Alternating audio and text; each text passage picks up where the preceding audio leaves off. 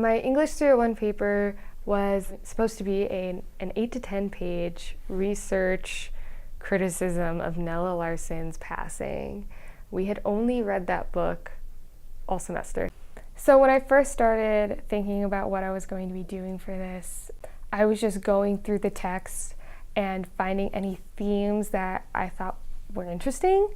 And we had also been reading criticisms of the novel all semester. So I was picking up on what those articles were saying and also what I found interesting in the novel itself.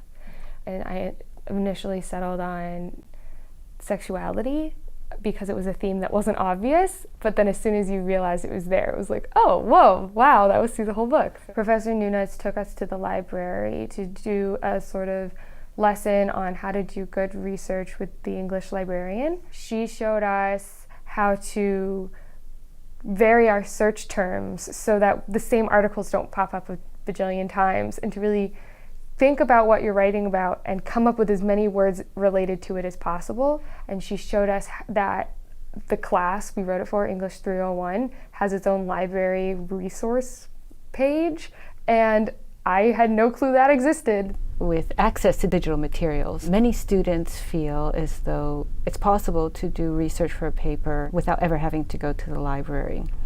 The session is important for getting the student into the library and aware of everything that is available to them.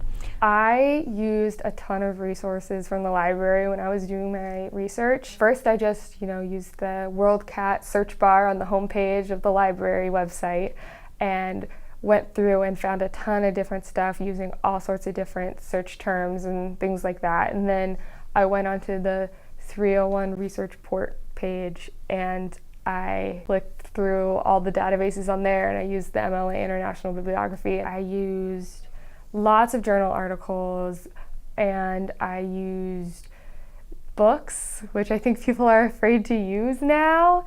If you're afraid to dive into the book stacks, like I was, go to your librarian and say, I'm looking for something specific. Can you tell me where I can look? And then you're not stuck walking through all the content that the library has, because there's so many shelves. That's what the librarians are there to do, so they're more than willing to help you.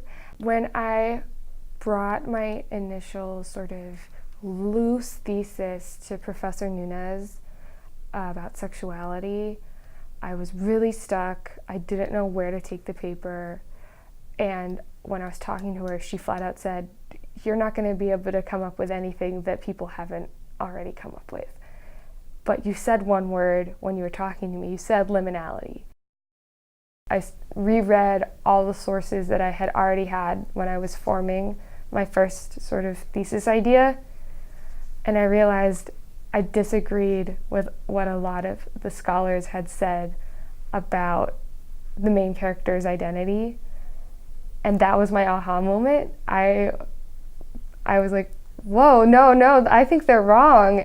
It's often at that point where you feel that you've failed, that you open yourself up to that light bulb moment that makes it possible for you to go back with new eyes and find something that you missed that will make the difference to your argument, that will allow you to write something that you believe in, that you are proud of.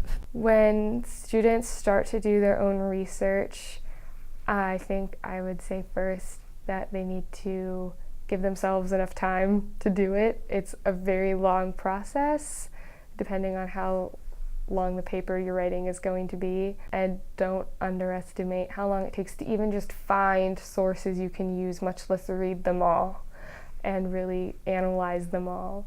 2, I would say don't be afraid to get a physical book. That's huge, and you don't have to read the whole thing. Don't limit yourself to just those journal articles online. I've checked out stacks of books from the library and then just read a chapter from each one and gotten some great information. And then 3, don't be afraid to use your professor, and don't be afraid to use your librarian, because they want you to succeed, they want to help you, and they will. She went back and reviewed her research, filled in where she needed to, and rewrote the paper and produced that excellent paper, the A paper that she wanted to do. Not just an A paper, it was a paper that actually made a contribution to the scholarly conversation. I guess it turned out to be a good paper in the end.